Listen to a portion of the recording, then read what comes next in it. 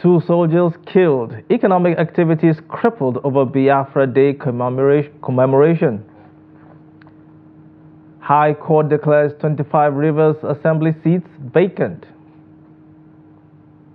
Emergency responders search for body of drowned 17-year-old in Plateau tragedy. And on the foreign scene, early results in South Africa election put ruling ANC below 50% short of majority. Hello and welcome to Trust TV News. I am Shegun Ojumu.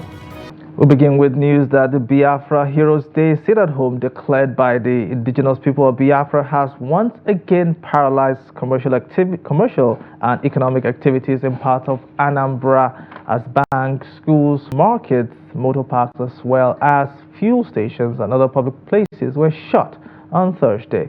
Checks revealed that several roads in Onitsha, Nnewi, Oba, Obosi, Awada, Ekulobia, Umunze, and some parts of Awka were empty as vehicles deserted the roads. Even the usual security checkpoints in places like Enamel, People's Club, Idemili Bypass along Onitsha Way Road, and other checkpoints across the state were empty as the security men were not on ground. However, there were scanty movements in Awka and environs as heavy security personnel were seen around public places and motor parks. It was also observed that there were no hitches for some of the students writing the West Africa Senior Secondary Certificate examinations, as some had left their homes and relocated near their examination centers on Wednesday to save themselves from being stranded on the road.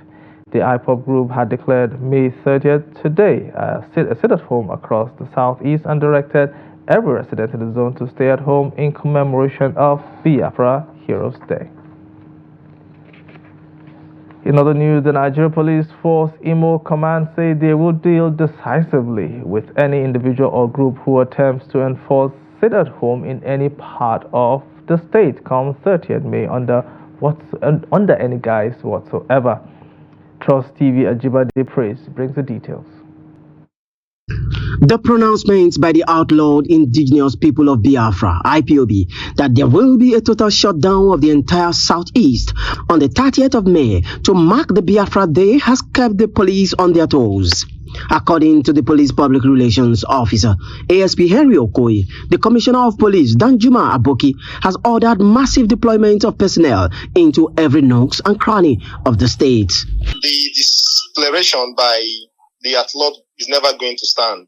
And I'm calling on all the law-abiding residents of Imo State to go about their lawful businesses without any form of fear or intimidation. As you can see, the command has deployed adequate security measures. Okoye said the command will go to any length to protect the law-abiding citizens of the state and ensure they are not intimidated nor assaulted by any criminally intended individuals or group. He maintained that shutting down businesses and limiting movement of people in the name of marking Biafra Day is totally unacceptable. Currently, police operatives in Imo State are embarking on confidence-building patrol and Operation Show of Force across the length and breadth of the state. And we intend to cover all the nooks and crannies of the state and ensure that we don't give room for these criminal elements to perfect their criminal intention. The Biafra Day is a day set aside by the pro-Biafra agitators to mark the fallen hero of the Biafra civil war that was triggered by the declaration of Odumegwu Ojukwu on the 30th of May, 1967. Ajibade Praise, Trust TV News, Owerri.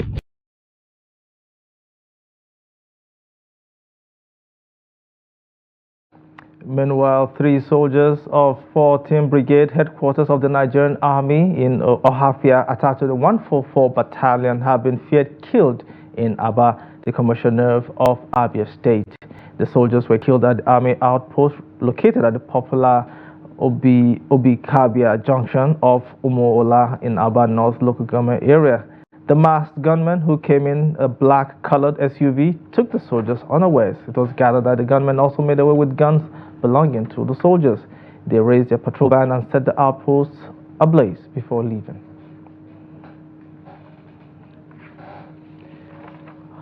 Yes. All right, let's go back to Imo State now because we have our reporter Ajibade Praise joining us to give us a situation report from Imo State, the Owerri, the capital. Ajibade, can you hear me?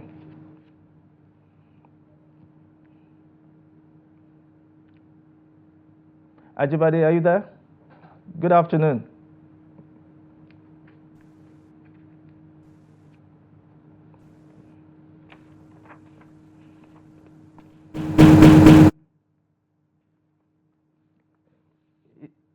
Ajibade, are you there? Can you hear me? Good afternoon from Abuja.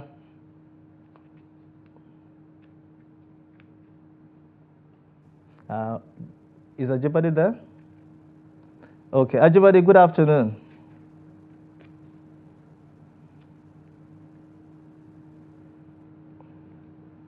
All right, we sincerely apologize for the technical difficulties there. We'll try again to bring Ajibade back online, but let's take you to nearby River State because River State High Court sitting in Port Harcourt has declared the seats of the 25 lawmakers who defected from the People's Democratic Party, PDP, to the All Progressives Congress, APC, vacant, pending the determination of a suit before it. The court, however, ordered the Martin Amewule to stop parading himself as the Speaker of the River State House of Assembly and barred the 24 lawmakers who are all anti-Siminai Fubara, the governor of the state, from posing as lawmakers in the state. Honorable Justice Charles Wiley gave the order in a suit brought by Right Honorable Victor Oko Jumbo, Speaker, River State House of Assembly, and Honorable Sokari Goodboy Sokari and Honorable Adolphus Timothy on the crisis struck in the legislative arm of the state. Defendants in the case are Martin Chike Amewole and 24 other lawmakers. The River State Governor, Siminai Fubara, and the Honorable Chief Judge of River State, Simeon Amadi, are the second set of defendants in the suit.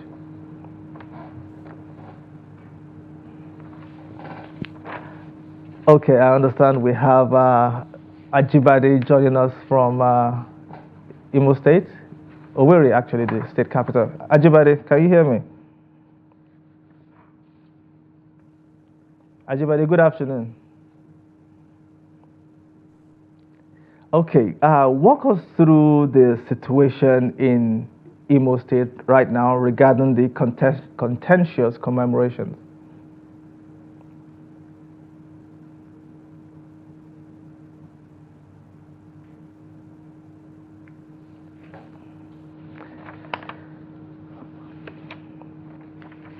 Okay, we apologize yet again for the difficulties there, but we will move on now because the Supreme Court on Thursday fixed June 13th to hear a suit filed by the federal government against the 36 state governors over alleged misconduct in the handling of local government affairs. Justice Gadwa Lawal fixed the date while ruling in an application for abridgment of time argued by Lateef Fagbemi, SAN, to allow time for all parties to file their processes and exchange same. He ordered the 36 state governors of the Federation to file their respective defense to a suit instituted against them by the federal government seeking for full autonomy of the 774 local governments in the country. Lawal, who led a 7-man panel of the Apex Court, said that the decision of the court was predicated on the national urgency of the suit and the non-objection from the attorneys general of the states of the Federation. The Apex Court had also ordered the Attorney General of the Federation that upon receipt of the governor's defense to file his reply within 2 days.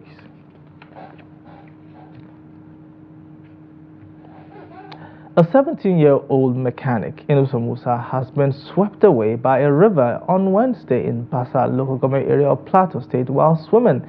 Despite an extensive search by emergency responders who combed the river for over 10 hours, his body remains unfound. Adu Musa completes the story. The incident has left the community in shock, given the fact that the victim is still a teenager. According to the father of the victim, Inusa had left home for the garage as usual, but only to be told that his child had died while on his way with friends to a mining site. He added that he was not aware that his son was going to a mining site. I just believe that his time has come to an end because this is not where I sent him. After he had taken his breakfast, I told him to proceed to the garage, but unfortunately, he was lured away by his friends. I believe this is just the end for him. We are still waiting for the body to be recovered. Zainab Abdullahi is a neighbor to the victim and was among those going to the mining site and narrated how the incident occurred. We are on our way together with him when they decided to swim in the river before we proceeded to the mining site. So after he had entered the river, we didn't hear from him until this moment. One of the emergency respondents said they had tried all they could to recover the body but to no avail. To amma a halin yanzu mutane ga munan an taru an zo kowa yana gwadawa. To ni ma we have tried our best to recover his body but we couldn't. I have just come out of the river. An expert has been invited. Let us see what will happen. Such operation is still ongoing to recover the teenager's body. Ado Musa, Trust TV News, Jos. All right, luck on Thursday smiled on traders under the Liverpool Bridge after being nearly crushed by a truck. The truck, which was said to be carrying reporting liners, fell on top of a bridge in Apapa, Lagos. The traders were reported to have scampered to safety before the heavy-duty vehicle emptied its contents. They expressed gratitude to God for sparing their lives. Meanwhile, personnel of the Lagos State Traffic Management Authority were being awaited to clear the bridge. It went sideways and it spilled its content. As you can see, this is the result. I just came here to capture it and let us see the extent of the damage it has done. We are grateful that there are some people staying underneath the bridge here. You can see there are people, market women selling fish and all the rest. We are so thankful to God that there was no injury and there was no death recorded. There are people here underneath the bridge selling, and this trailer just, went sideways and, tilted to the right hand side. All right, we will try again to establish contact with Ajibade in Imo State. Ajibade, good afternoon. To you. All right, third time is a charm indeed. How are you doing? I'm okay. We're fine. Imo State is calm. It's quiet. Everybody's at home. Okay, walk us through the situation in the capital there, where you are. Yes, in Owerri, the state capital, I will say it's more like a shadow of itself when I drove out there this morning to actually, observe what was going on in the state. I would say there is a 99% compliance to the order by the IPOB, who called on the people earlier on to stay off their business, shut down business activities, shut down any occasion at all they may have to do on a day like this, and stay at home. This is a way of a kind of sign of respect, as also a kind of a way to celebrate the Biafra Day. As said, 30th of every May of every year is a day they set aside to celebrate the Biafra Day. And before today, they had issued some form of warning, as well as announced, all over the state, all over the geopolitical zone of the 5 states in the southeast, talking about Anambra, Imo, Enugu, Ebonyi, Abia State, to stay, all at home and mark the Biafra Day. So going out this morning to actually check how that went in Imo State, I would tell you it was just like 99%, because most of the places I visited, the ever busy Aba Road was deserted. You could hardly see vehicular movement. I went to the market road. Douglas Market was totally under lock and key. Most shops were locked. The filling stations as well were equally locked. I will say the people did comply to this order. as most of them stayed at home. I went down the streets to check some of the streets. I saw youths playing football in the streets. Youth who ordinarily on a day like this should have been in one of their business places were all at home playing football.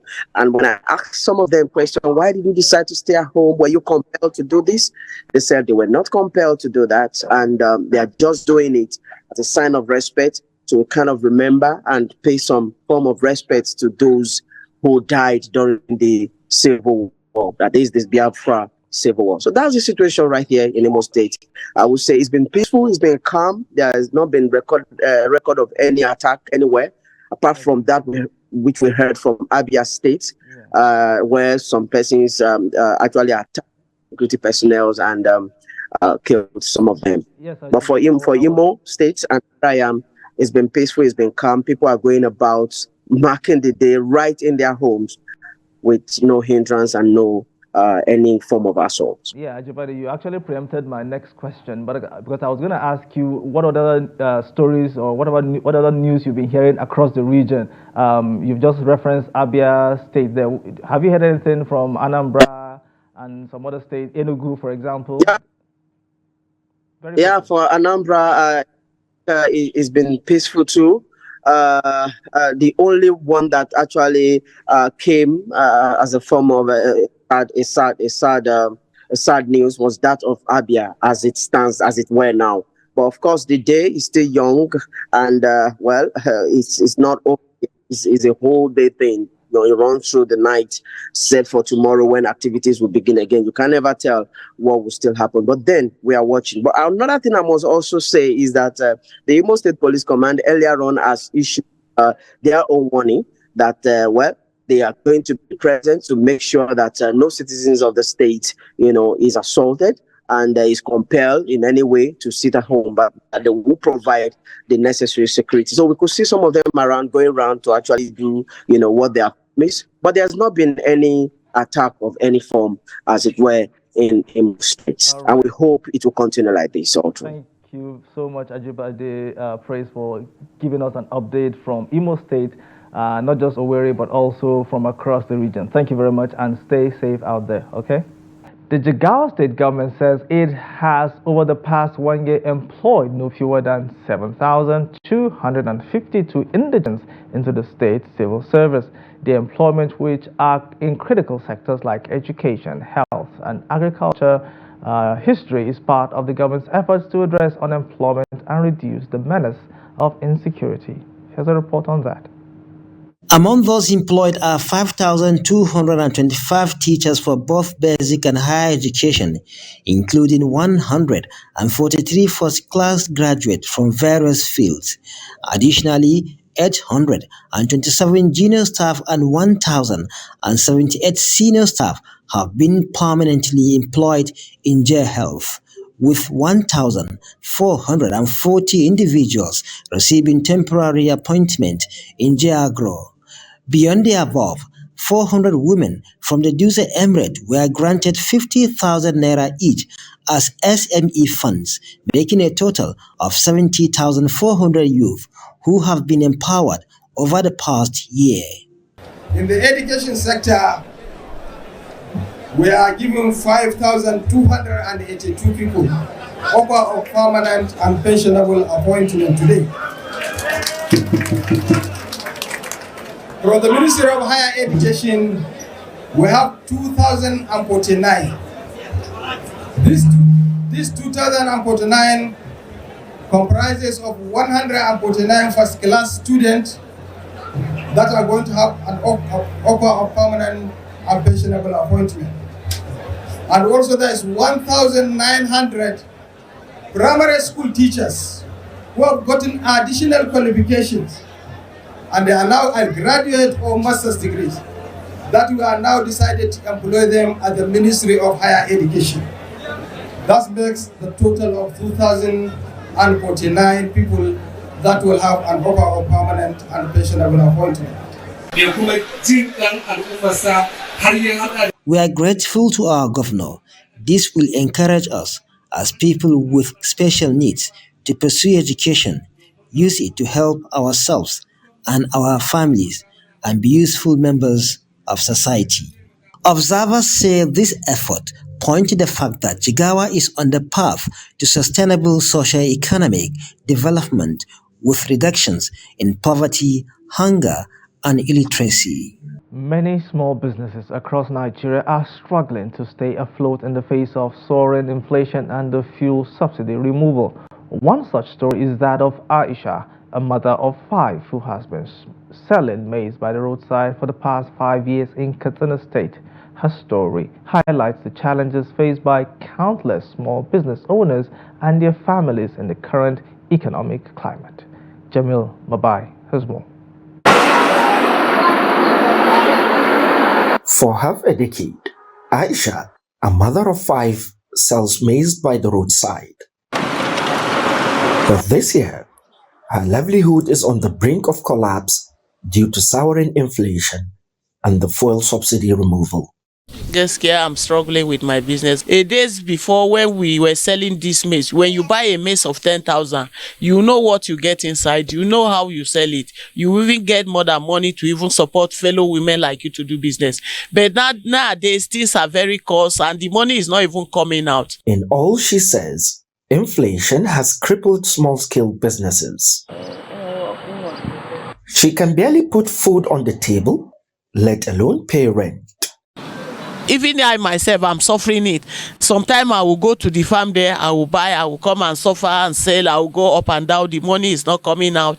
I will be looking for another money to join and go and buy another one. I used to pay my house rent 3 years, 4 years, 2 years. This month now, my house rent has expired. I don't even have anything. I don't even have food that my children to eat.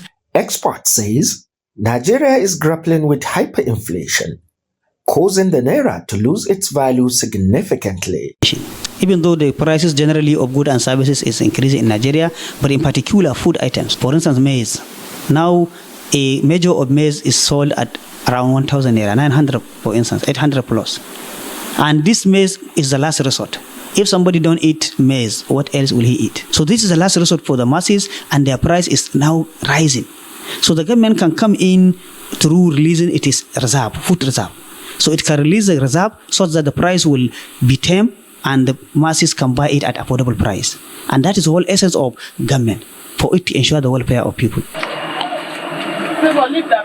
Fearing debt, Aisha has been forced to close her business and remain at home with her children. We are begging him to support those people that are doing those little business. We need that help. Most especially me, I need that help. It's true that there are a number of threats. The state governor has announced plans to roll out support programs for small business owners. We have come up with a lot of strategies, and that was the reason why we established the State Enterprise Development Agency to provide support to our MSMEs, especially micro and small businesses. And the government has since set aside 3.4 billion naira for that, in collaboration with Bank of Industry. For Aisha and countless others like her, immediate help is crucial to ensure their businesses survive and their families thrive. Jamil Mobay, Trust TV, Katsina. Early counts in South Africa's national election have put the long-ruling African National Congress at just over 42% of the vote, raising the possibility that it might lose its majority for the first time since it swept to power under Nelson Mandela at the end of apartheid in 1994. With only just over 16% of votes counted and declared, it was only a partial picture after Wednesday's election. The final results of a vote that could bring the biggest political shift in South Africa's young democracy were expected to take days, with the Independent Electoral Commission saying they will be delivered by Sunday. South Africans were said to wait with bated breath to see if their country, Africa's most advanced economy, was about to see momentous change.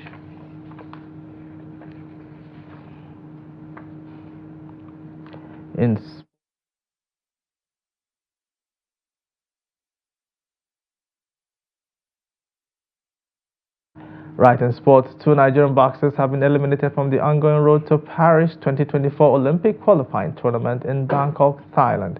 Ifeanyi Onyekwere suffered a point decision defeat against Dmytro Lovchinsky of Ukraine in the men's 92 kg super heavyweight round of 32 on Wednesday. In the same vein, Blessing Oraikwe, who slumped to a unanimous .05 loss to Annie Hopsayan of Armenia in round 32 of the women's 66 kg. Nigeria's hopes of qualification for the Olympics are now pinned on 3 remaining female boxers: Zainab Additional 50 kg, Patricia Mbata 75 kg, and Elizabeth Oshoba 57 kg. The underwhelming performances by Team Nigeria qualifying in Thailand diminishes chances of the country's athletes to share in the recently announced prize monies for medalists in the Paris Games. Up next, Morocco's IPOB El Ghabi was the hero as he scored the goal that gave Olympiacos a 1-0 win against Fiorentina in the UEFA Europa Conference League final on Wednesday night. El Ghabi scored in the 116 minutes of extra time to give Olympiacos their first ever European title. Also, Olympiacos became the first club from Greece to win a European trophy. For El Ghabi, it was his 11th goal in the season Europa Conference League knockout stage. This makes him the first player to achieve the feat in a single UEFA club competition knockout stage. Also, he has surpassed the feats of Cristiano Ronaldo, Karim Benzema, and Radamel Falcao. Ronaldo scored 10 goals in the Champions League in 2017. Benzema netted 10 in the Champions League in 2022, while Falcao bagged 10 in the Europa League in 2010. And with that, we've come to the end of the news update on Trust TV. Do not forget to follow us across all our social media platforms and join our YouTube live stream for more news, programs, and documentaries. I am Shegun Ojumu. See you again soon. Bye-bye.